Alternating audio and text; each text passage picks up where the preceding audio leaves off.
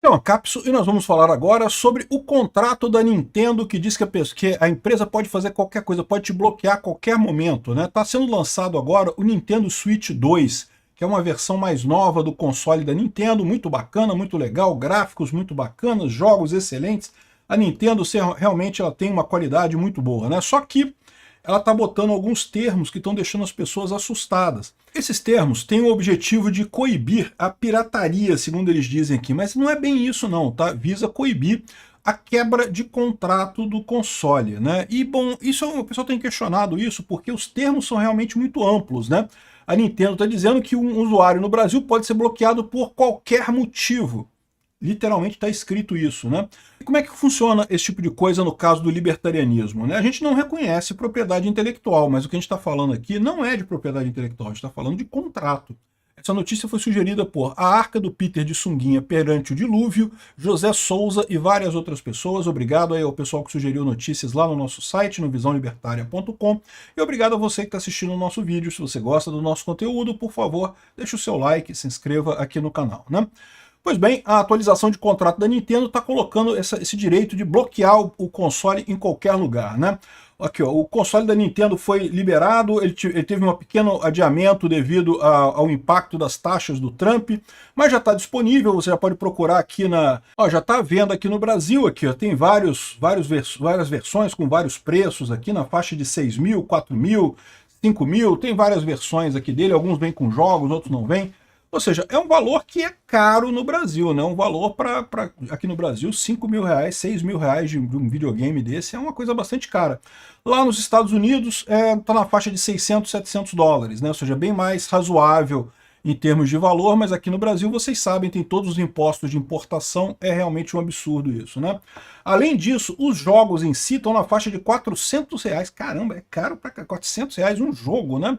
E aí, esse é que é o problema que a Nintendo tem aqui no Brasil. O que acontece aqui no Brasil?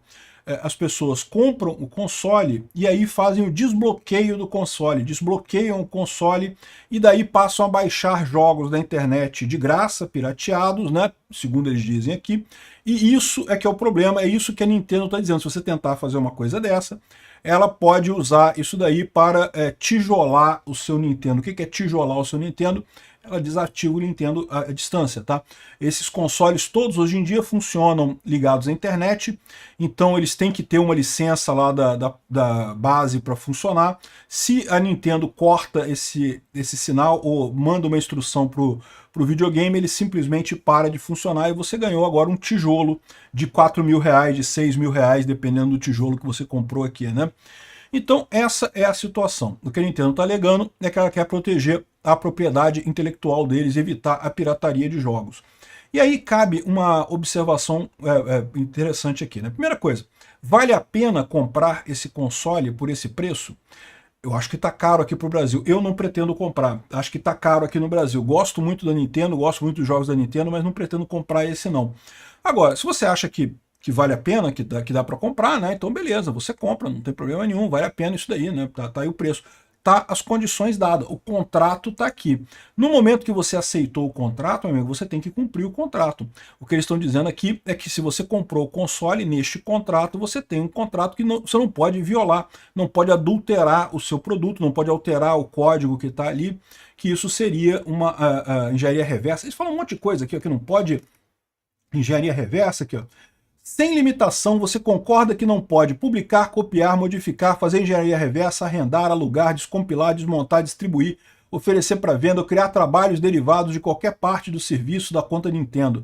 Ignorar, modificar, descriptografar, derrotar, adulterar ou de outra forma contornar qualquer das funções de proteção do serviço da conta Nintendo, inclusive através do uso de qualquer hardware ou software que faria com que os serviços operassem de formas diferentes da sua documentação ou uso pretendido.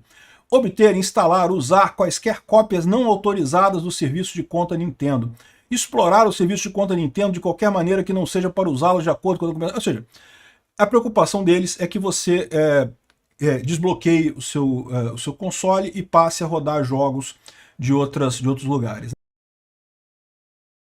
E se você comprou o Nintendo, você aceitou esses termos aqui, você tem que se comprometer com esses termos. Isso aqui é um contrato. Nós, libertários, somos altamente favoráveis a contratos. A mas Peter, você não fala que você é contra a propriedade intelectual e coisa e tal? E sim, eu sou contra a propriedade intelectual. Mas eu sempre deixo claro, e tem no meu vídeo lá que eu fiz lá no Ancapsu Classic falando sobre propriedade intelectual, que é muito importante observar isso, tá? Você fazer coisas fora de um contrato, você quebrar o contrato, você está quebrando o contrato, você pode ser punido por isso. Isso é diferente de você meramente copiar a ideia ou ter uma ideia similar à da Nintendo. Quer ver uma explicação? Olha só. Aqui está o Palworld. Palworld é um nome que fica engraçado, né, em português, porque parece pau de P-A-U, mas é pau de P-A-L, né? Palworld. É um outro jogo que parece com Pokémon GO. Tem alguma semelhança com Pokémon GO ali, né?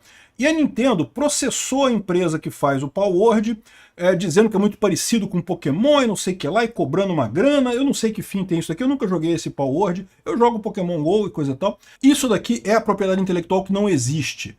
Você fez um jogo, aí outra pessoa que não tem nenhum contrato com você, não fez nenhum contrato com você, ela criou um jogo parecido com o seu. Ué, o que você perdeu? Você não perdeu nada. Ela fez um outro jogo parecido com o seu. O seu jogo continua do jeitinho. É muito diferente de você comprar um game com um contrato que proíbe você de mexer nesse game e você ir lá e mexer nesse game. Aí é outra coisa. Né? Você está desrespeitando o contrato. Então, o contrato vale. E eu explico isso também lá no meu vídeo sobre propriedade intelectual. Vai lá no canal Ancapsu Classic, que tem lá quem precisa de propriedade intelectual.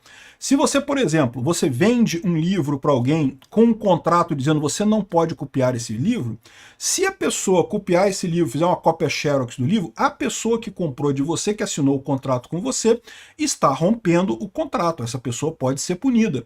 Agora, se você estiver andando na rua e achar alguém com uma cópia do seu livro, você não pode punir esta pessoa que está com uma cópia do seu livro. Hoje, no esquema de propriedade intelectual, hoje você pode punir, porque a pessoa, você disse que ela copiou o seu livro, mas não, essa pessoa não assinou contrato com você. Só pode usar isso num contrato, alguém que tenha assinado um contrato contigo, não contra uma pessoa terceira qualquer aleatoriamente. Essa é a diferença nesse caso. Então, nesse caso aqui, por mais que eu ache que a Nintendo está errando, e aí é um outro assunto, eu acho que a Nintendo está errando nisso daqui, mas ela não está violando a ética libertária. A ética libertária está correta aqui. O contrato é válido. Se você acha que esse contrato é exagerado, não compre o Nintendo. Ninguém precisa comprar o Nintendo. Tem outros fabricantes, pode comprar. Aliás, está crescendo muito os jogos em computador exatamente porque não tem essas frescuras, né? E é aí que eu digo para vocês que eu acho que a Nintendo está errando.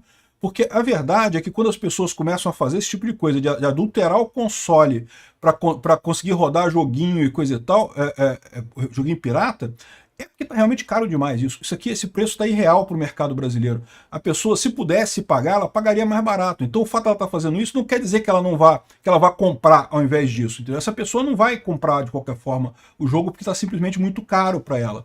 Então é uma besteira esse tipo de coisa, eu acho que é uma decisão errada da Nintendo, mas não fere a ética libertária. Ela tem o direito de fazer esse contrato, e se você comprou o Nintendo, você aceitou o contrato, você tem que obedecer esse contrato. Se você desbloquear o seu Nintendo, você está invalidando isso daqui, você está dando razão a eles, né?